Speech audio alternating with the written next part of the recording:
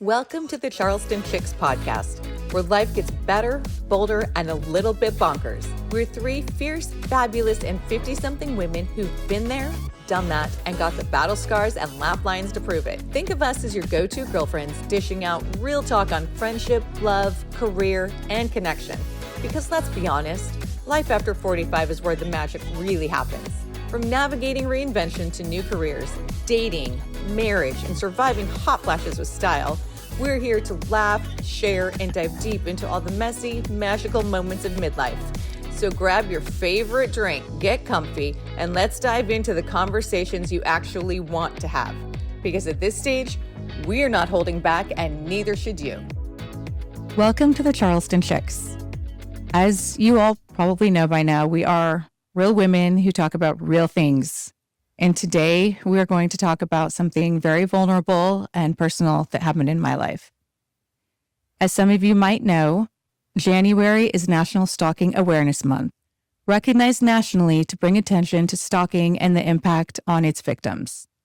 This was established in 2004 by the U.S. Department of Justice's Office on Violence Against Women. Today, we're going to talk about my personal experience with stalking and how it affected me and my children. Before we do, Melanie's got some facts for all of us. So I think it's, as we lead into this conversation today, which is a very serious one and a very honest one, I think it's great for us to know, and these are facts I did not know until we started to delve into this topic, which is according to the U.S. Department of Justice data, nearly 1 in 3 women in the U.S. will experience stalking in their lifetime. Of those women, nearly 1 in 4 women who are stalked report their stalker is actually another woman. And it's something that is not talked about almost never. And so I think that's a lead into what you're going to share with us today. Yes. So in August of 2014, I was living what I thought was a great life with my kids at the beach somewhere else. And a woman came to my door several times, knocking. Every time she came to the door, someone answered and I was not available. And then there was a 4th time when she showed up at my door, and my mom, who was staying with me at the time, answered the door. I remember getting a call from my mom that I needed to come home. There was someone who I needed to meet. And that started a spiral that I never in my worst nightmares could have imagined happening to me or to anybody, really. I remember coming home. I lived at the beach, and you had to walk upstairs to get to my deck and my front door. And you'd walk up the stairs, and there was a deck above the garage and then front door. I walked up, and this woman was sitting in the same chair I always sit in. In fact, she was wearing clothing similar to mine. And my mom was sitting in another chair talking to her. I came up thinking, I hadn't been back in this area for a while. I'd lived somewhere else. And I thought, I don't recognize this person at all, but maybe she's a friend from high school or a childhood friend, someone that I couldn't place her. So she started talking to me, and she didn't stop. She went on and on, telling me crazy, wild things about her life that, like, zero boundaries, zero anything. She told me that one of her daughters was born out of rape, and she was forced to marry the man and then had 2 more children with him. She told me that she tried to kill herself by driving off this mountainous highway. She told me she had a gambling addiction and stole from the company she worked for, Wells Fargo, and was in trouble for that. She just told me crazy things, and I didn't understand why she was telling me these things. And she kept talking. She didn't stop. And then as I sat there trying to place her, trying to figure it out, she started telling me all kinds of things about my life. She told me where I had been in the last week, things I had done. She told me about my kids' sporting events. She told me about my girls who would go running on the beach trail. She told me things that nobody would normally know that didn't live my life every second of the day. So at this point, I began to get a little worried, but I still was living this life that I thought was this great life. And this is just someone coming to meet me that hadn't seen me in a long time or something. This entire time, she didn't stop talking. So it got to a point where she brought my ex-husband up, who was my husband at the time. She brought up his name and everything clicked. There was just this moment where everything clicked. And I just looked right at her, interrupted her mid-speech because she still had not stopped talking. And I said, "How long have you been fucking my husband?" As soon as I said that, she stopped talking. She smiled and she said, "I need to go down to the meter to put more money in from my car," because we lived at the beach. There were meters everywhere. It was the most surreal, strange experience. I could not believe what was happening. I just realized that my husband, who I'd been married to forever, was screwing another woman who was sitting there telling me all about my life. So she comes back upstairs, and I was this completely different person then. I don't know why I didn't just kick her out, why I didn't make her leave. I was really in shock. But while she was down the stairs, actually, I texted my husband and asked him to call me. So she came back up the stairs, and he was calling me at the exact same time. So I put him on speaker. And my one moment of clarity I remember is saying to him, "So guess who I'm sitting here talking to?" And he said, "Who?" And this was after a very friendly conversation where he told me how much he loved me, how he couldn't wait to see me that night, all the normal things.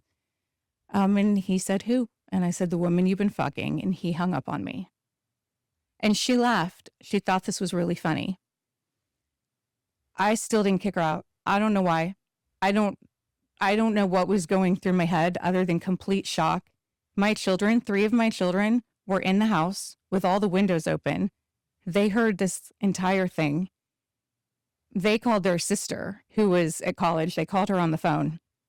And so everybody was listening. Or no, she wasn't in college at the time yet, I don't think. I think she was at work. But they called her.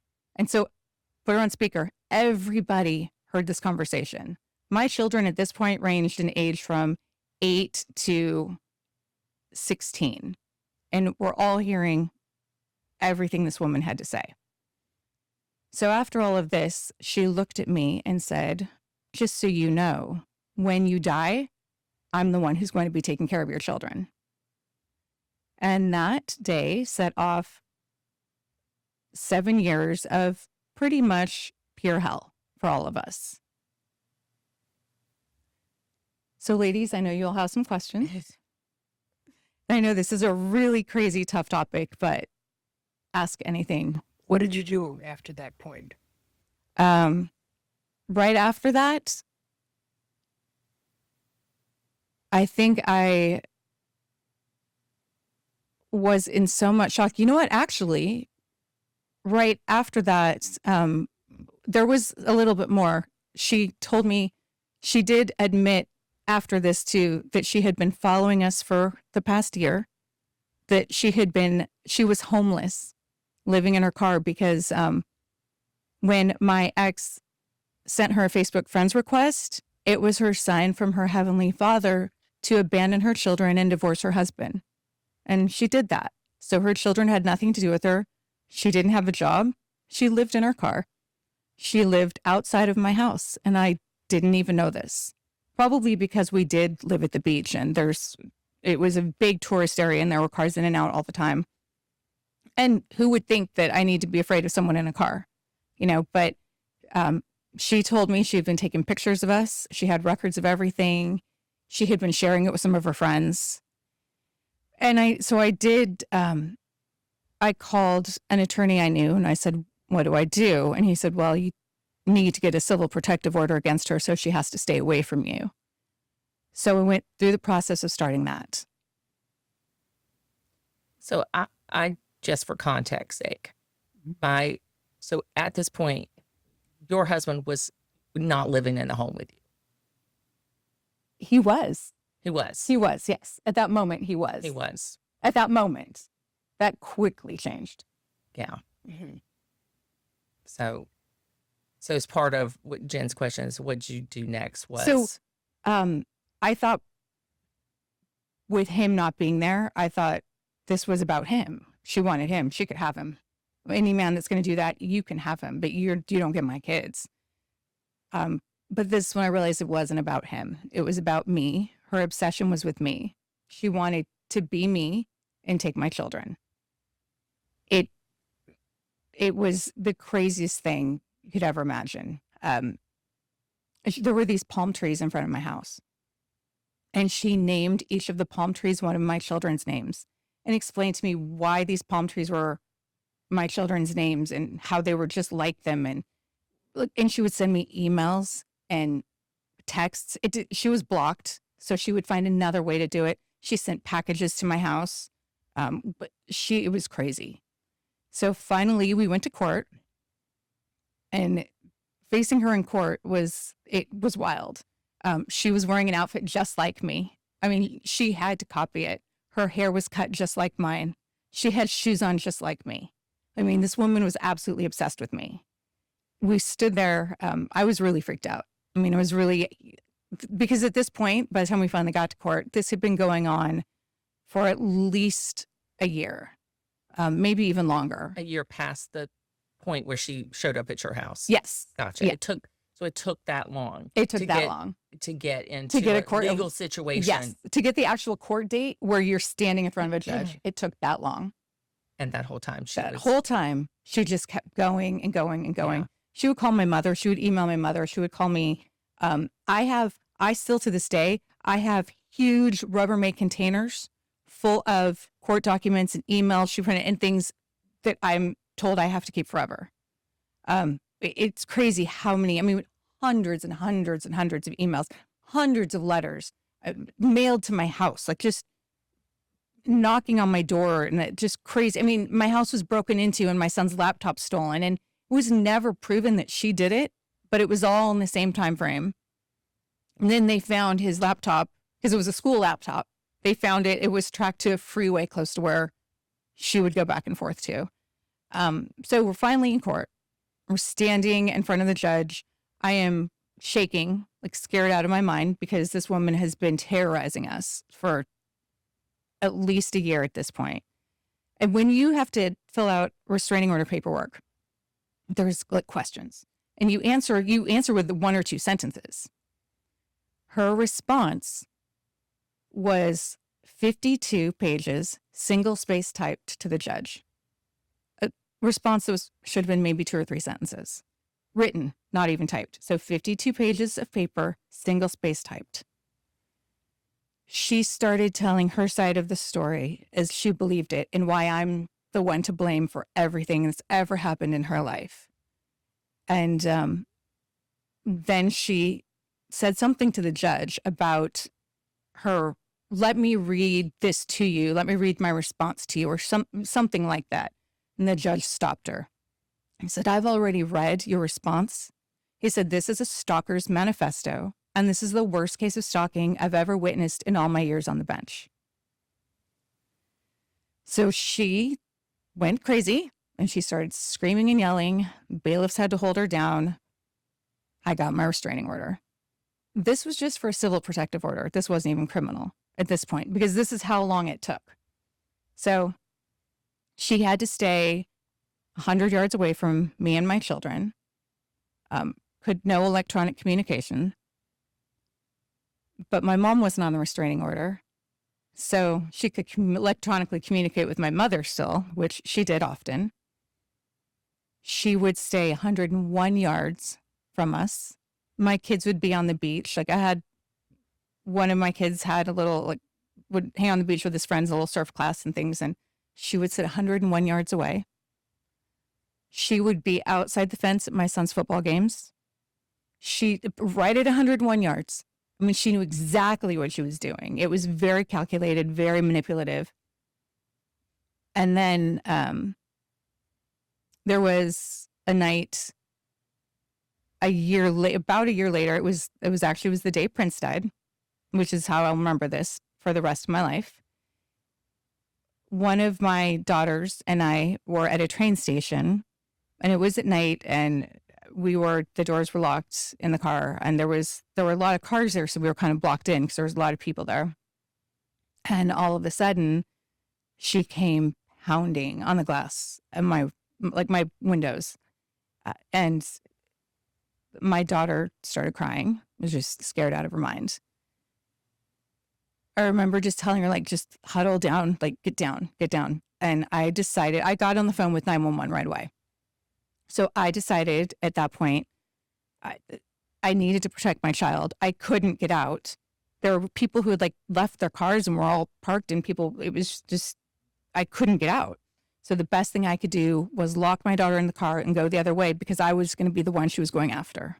Like, she wasn't going to hurt my daughter. If I could go the other way, I could protect my kid. So I did that. I went with 911 on the phone the whole time, and they agreed. They're like, get out of your car, go. We're going to have someone there for you soon.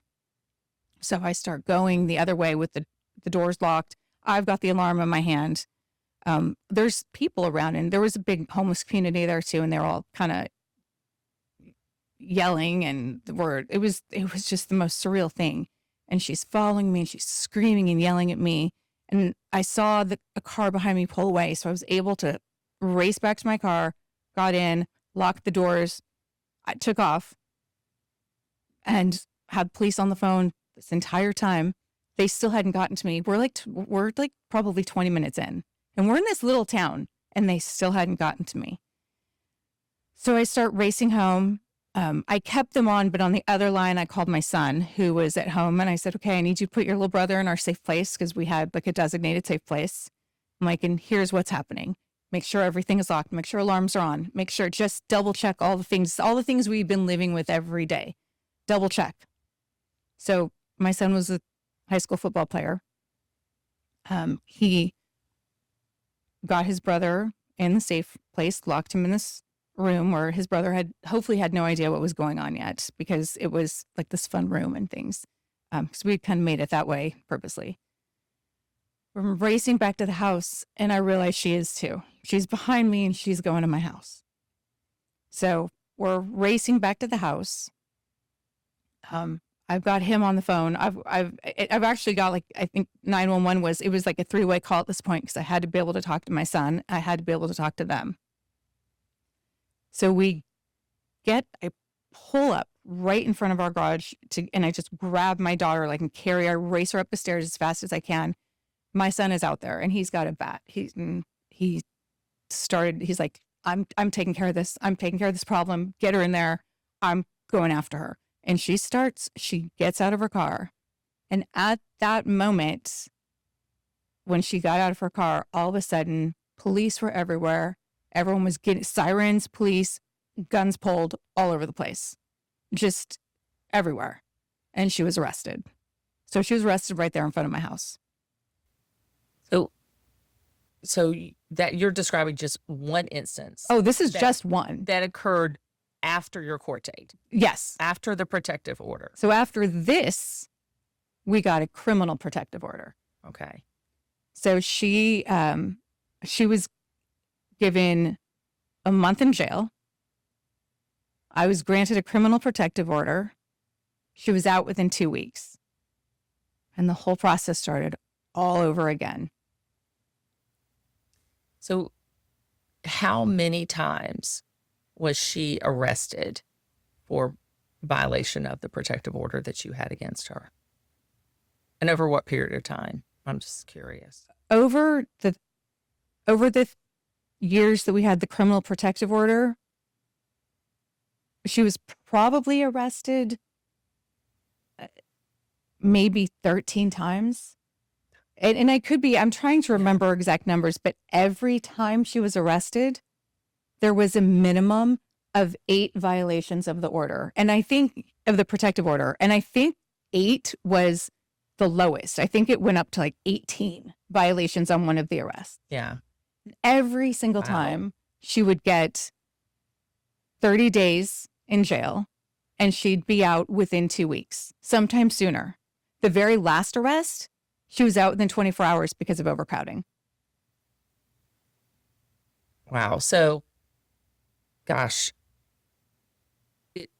sounds like the system that is supposed to protect you. You obviously been proved like you're the victim here, you and your kids, but that the failures, the structure or whatever you want to call it, was not built to handle someone at the extreme end that she was. Right. No, it's not. It should be. Should I mean, it's not yeah. that it's not built. It's that in some places nothing happens. There is no accountability. 2 weeks in jail. I mean, when you're batshit crazy and you're doing these things to people, 2 weeks in jail is not going to stop you. And she had probation. She has to pay restitution, all these things. But restitution for what? She didn't have a job and she was homeless. Like I to this day don't understand how they didn't put her away. Well, that's my question. It seems like it's the escalation, meaning she's continuing to do the same thing, continuing to get arrested, and yet her punishment is the same every time. But Every time. At what point does it not reflect the consistency of her crime, right? It's like if you get a DUI, after at some point, like that happens more and more. I'm just for analogy purposes, the punishment gets harsher and harsher. You lose your license, you go to jail, there's a continuation of things, but it seems like there was no escalation of the consequences of her. It just, which quite frankly, from a psychological standpoint, embolden someone like that, right? Because it's like there is a consequence, but it's minor and she's already overcome it. So there's like no barrier to keep her from doing it again. It's like, oh, I'm just going to spend 2 weeks in jail and I'll be out. That was exactly it. Every single time. Every time. Because that's what literally happened. So did your local government ever give you somebody like to help you? Did they ever appoint somebody? Yes. Okay. So it's a great question, Jen. Okay. Thanks. When we went for the criminal protective order, I was given a victim's advocate. His name was Edgar, and he was a lifesaver for me. He was just a lifesaver. He went to court with me every time. And I was in court a lot. He was my go-between with the DA's office, who was representing me. And he was wonderful. He sat with me. He held my hand. I cried with him. He did everything he could to keep us to help make it as easy as possible in this awful situation. And what about at night? Like when you went to bed at night with your kids, how did you get through that for all that time? And I made sure everything was locked.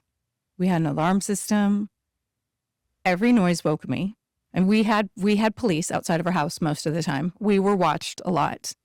So it's crazy. I mean, they have policemen and policewomen out watching us to protect us while she's out. If they had just put her away, they wouldn't have had to use those resources just on us.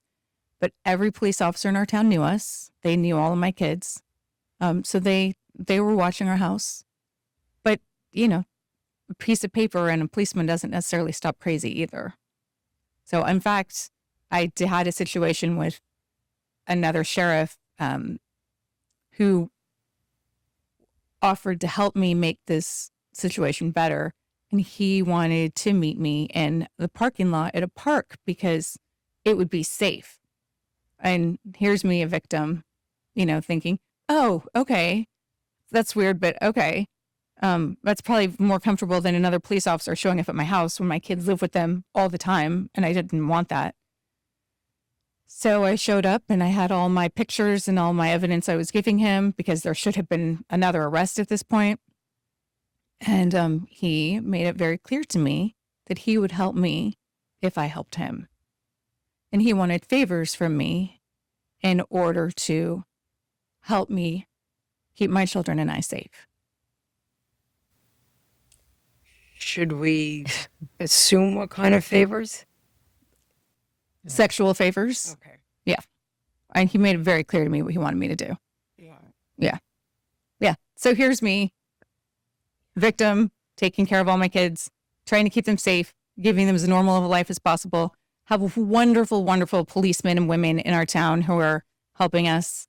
And actually, I had a phenomenal sheriff who helped me with the criminal protective order, who was actually on a terrorist case in another county and left to come help me. But then there's this other high-ranking sheriff who thought, oh, let's see what I can get from this woman. Let's see what I can do. So did you feel that the system helped you overall or failed you or somewhere in between? I definitely feel like the system there failed me.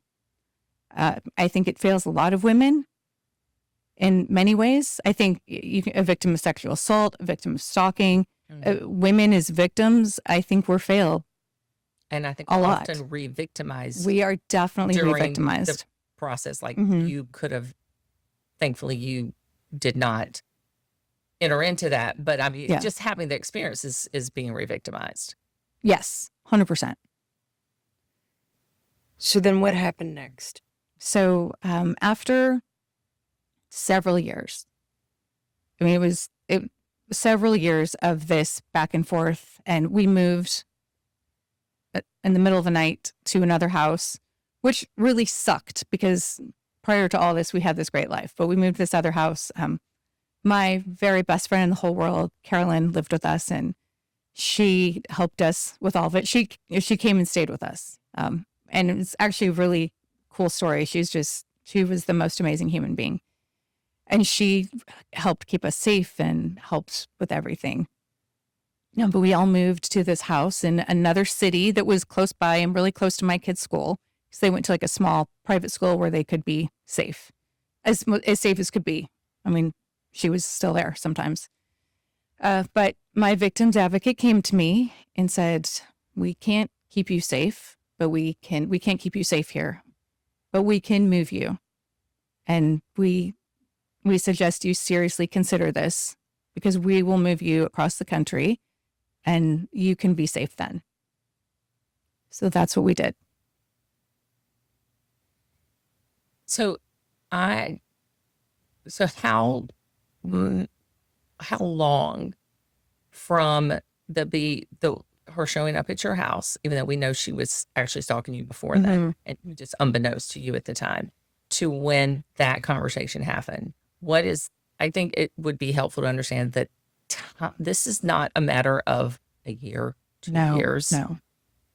This went on for how many years? This went on in total. I think it was a total of 7 years, but it was before the 7 years when they talked about moving us. Mm-hmm. I think we were probably at about maybe about 4 years. 4 years of this. Of And would you all call of it it. daily? Oh, it was definitely daily. There was never a day that went by that there wasn't some kind of contact from her. Yeah. That there wasn't either her sitting 101 yards outside my house again, her sitting out on the beach. My kids lost friends because parents did not want their kids around my kids because it was dangerous. Yeah, I was going to say the impact on your kid. The impact on my kids was awful. It was horrifying. I mean, my youngest son slept with a bat under his bed and a knife under his pillow. And this was our normal. It was just, we couldn't go anywhere without looking over our shoulders. We couldn't do normal things because this crazy person wanted me dead and wanted to take my children. I had these long, drawn-out emails about dreams she had, about how she had stolen my children and taken them to Disneyland so it was all okay because they were happy at Disneyland. And my kids didn't want, it was just weird, crazy stuff. So it was every day. We would get boxes from her in the mail. We would get emails. We would get a knock on the door. It never stopped. It never, ever stopped. So once they started talking about the moving process, we looked at that and I was really, it was awful. My older son was a high school football player. He had a lot of colleges looking at him. And here I am thinking, okay, I'm going to take him away from all of that. And now he's going to lose this too. My kids lost so much. So How did they feel about the possibility of, I mean, obviously with your son in high school, but how did the overall when you talk to them about this might be the only way we can get protection, is to leave everything you've ever known? It was really hard. There was both two sides to the coin. My kids knew what a life was like before this. And now I was taking them away from everyone they knew and loved to keep them safe and hopefully keep them alive and keep me alive. It sucked. It sucked. There's no two ways about it. As you were evaluating this, was there something that was the catalyst that made you realize, you know what? Like something that like made you realize, okay, we definitely have to do that. We have to move. There was another time of her, actually. Yes. So my sister-in-law had passed away, and my brother was devastated, obviously. I mean, it was a really fast progression. She was in remission from cancer and then got another cancer, leptomeningeal carcinomatosis, and was given 4 to 6 weeks to live. And